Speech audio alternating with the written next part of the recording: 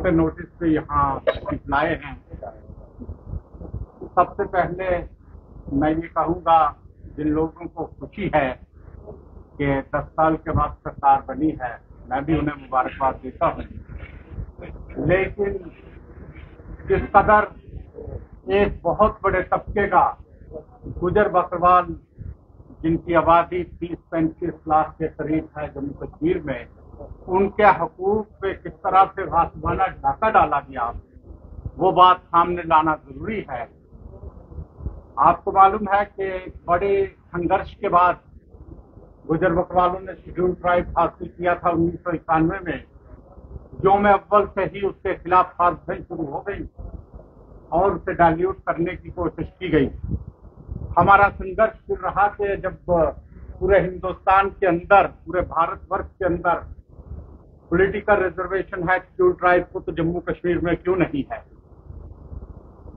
Abrogation of 370 के बाद यहाँ पे सेंट्रल लॉज जब लागू हुए तो सरकार ने यहाँ पॉलिटिकल रिजर्वेशन भी दी, और पॉलिटिकल रिजर्वेशन जो गुजर बकरवाल के लिए जो एससी सीटें रिजर्व की, उनकी बुनियाद रखी 2011 की सेंसस। 2011 की मरदमशुमारी के मुताबिक जब डिलिमिटेशन हुई यहाँ 2022 में, तो 9 सीटें रिजर्व कर दी शेड्यूल ट्राइब के लिए। अब वो 9 सीटें जब रिजर्व की तो 2024 में इस चीज को आप ध्यान में रखना है, ये गौर से सुनना।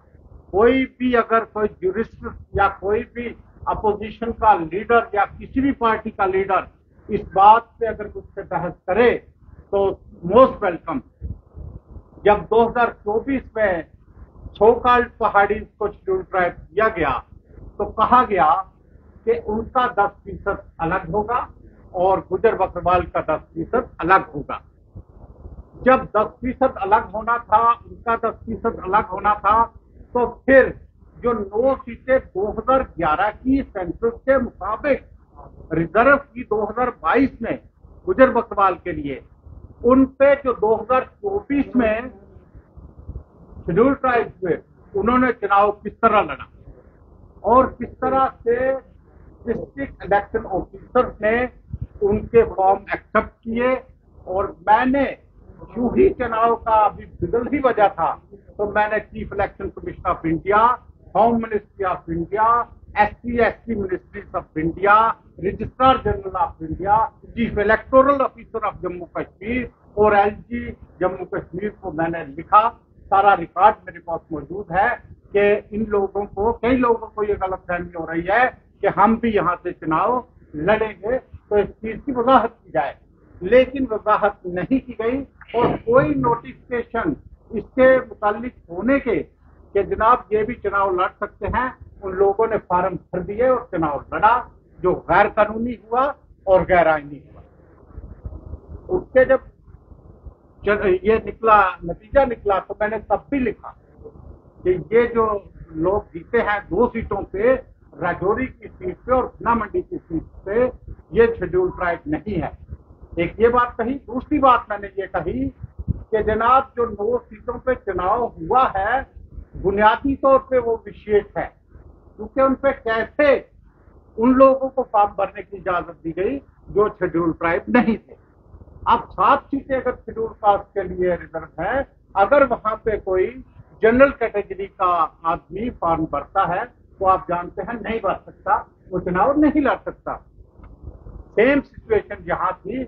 मैंने कबल वक्त आगाह किया कि ये एक बहुत बड़ा आईनी ब्लंडर होने जा रहा है, एक आईनी नाइंसाफी है 30-35 लाख गुजरों के साथ, इसको अभी से करेक्ट कीजिए। लेकिन सभी एजेंसी सोई रही, सभी सरकारें सोई रही, चाहे वो जम्मू कश्मीर की थी, चाहे वो दिल्ली की सरकार थी, और एक बहुत बड़ा आईनी ब्लंडर हो गया।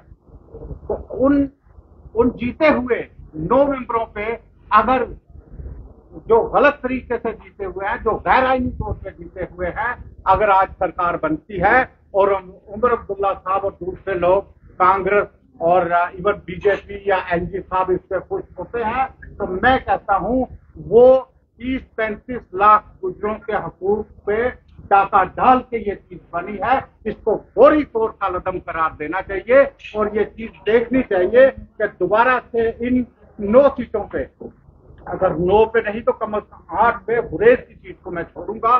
दूसरी जो 8 सीटें हैं, मैंने इसमें बड़ी तफसील के साथ अपनी प्रेस रिलीज में लिखा हुआ है, उन पे या तो दोबारा चुनाव करवाए जाए या इस चीज पे देखा जाए या सरकार को इस पे बयान दे।